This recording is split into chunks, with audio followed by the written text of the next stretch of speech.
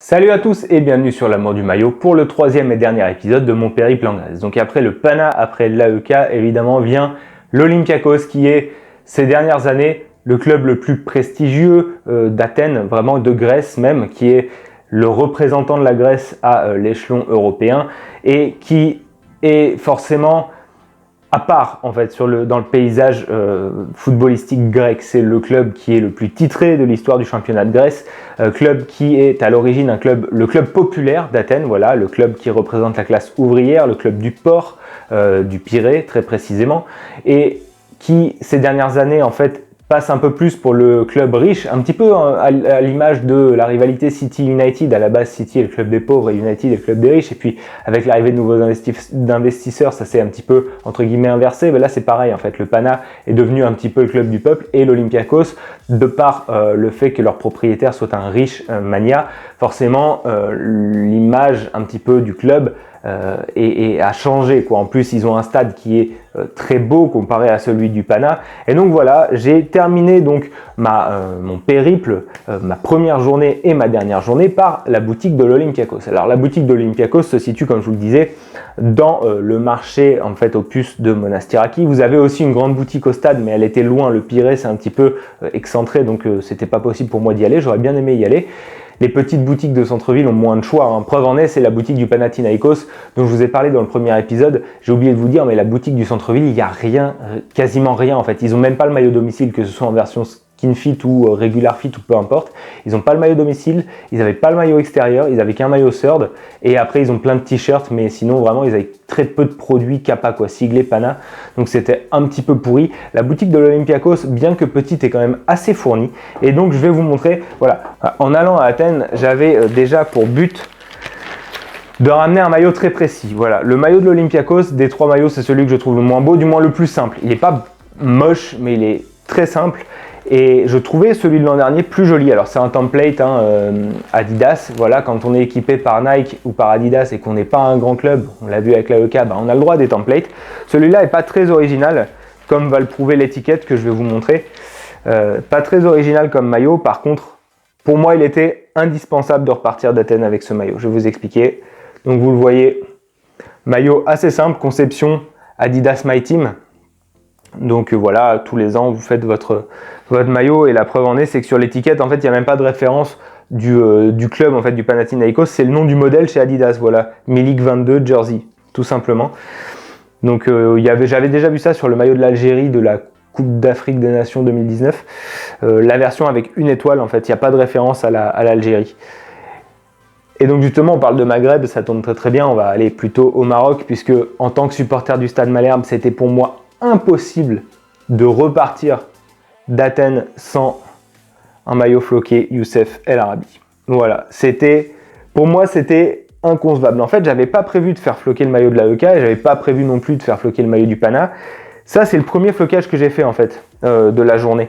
C'est le premier maillot que j'ai floqué. Voilà, j'étais ressorti du maillot de l'AEK comme je vous disais en ressortant de la boutique, c'est ce flocage-là qui m'a donné envie de faire floquer celui de l'AEK. Mais à la base, j'étais parti pour faire floquer que celui-ci. Et donc, comme je vous expliquais dans la vidéo sur le maillot de l'AEK, ce maillot-là, en fait, il y en avait en vitrine, donc avec le flocage officiel. Le flocage était un peu plus bas, voilà, le numéro était posé plus bas, le nom un petit peu à l'arrache.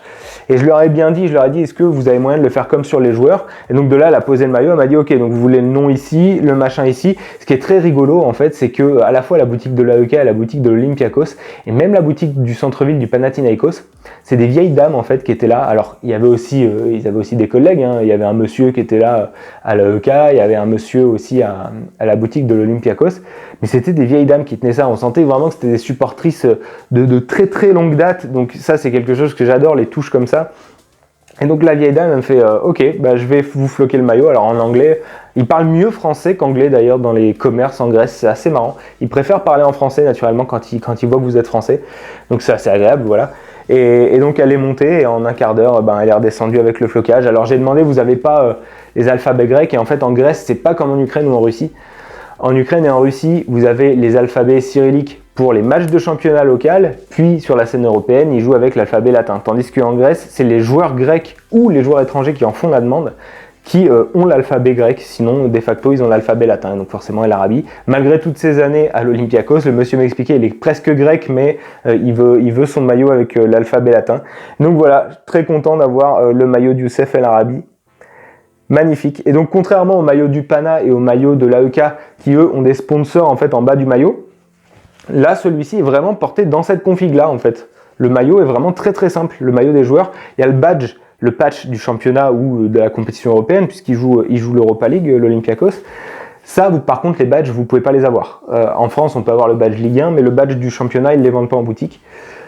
C'est vraiment pour les stocks pro, mais là, voilà. Magnifique flocage, enfin magnifique, très réussi. La police est un petit peu simple, mais voilà, très content de repartir avec ce maillot. J'aurais forcément aimé toucher le maillot de l'an dernier, mais bon, pour le symbole d'avoir les 3 maillots de la saison 2022-2023, c'est très cool. Et puis il faut savoir que l'Olympiakos et le Pana jouaient au moment où j'y étais, dans leur stade respectif, mais j'étais à Santorin, donc j'ai pas pu aller les voir jouer. Toujours est-il que ça aurait été très cool. Et comme je vous l'expliquais, donc, j'ai bouclé mon séjour par un dernier passage à la boutique de l'Olympiakos, juste avant de retrouver ma compagne en ville. Voilà, j'ai fini par un petit passage pour acheter une écharpe. Alors les écharpes là-bas, c'est marrant parce que il y en a certaines qui sont siglées Champions League. Et donc vous voyez le très beau logo, bien brodé, et le petit 47 fois champion en souvenir. Donc là ils peuvent flexer un petit peu. Voilà, ça c'est le genre d'écharpe que j'adore, un peu rétro, très simple, pas de gros trucs brodés dessus. Et c'est une écharpe que j'ai payée que 13 €. Donc vraiment cool. Franchement sympa. Pourtant c'est un modèle un petit peu plus prestigieux. Mais ouais, content d'avoir ça, cette écharpe que je vais essayer de caler, voilà, encore une fois dans le décor. Donc ça m'a fait très plaisir de vous montrer tout ça. Franchement, j'en parle en fait comme j'y étais, hein, il n'y aura pas de cut, je fais ça un petit peu à l'arrache, mais c'est un petit peu mon sas de décompression de ce voyage. J'étais très très content de visiter Athènes, j'étais très content de voir ça. Alors dans les rues d'Athènes par contre, je sortais pas trop les sacs, hein, parce que on sait que les rivalités dans les pays méditerranéens sont assez fortes. Donc je gardais ça bien dans mon sac à dos.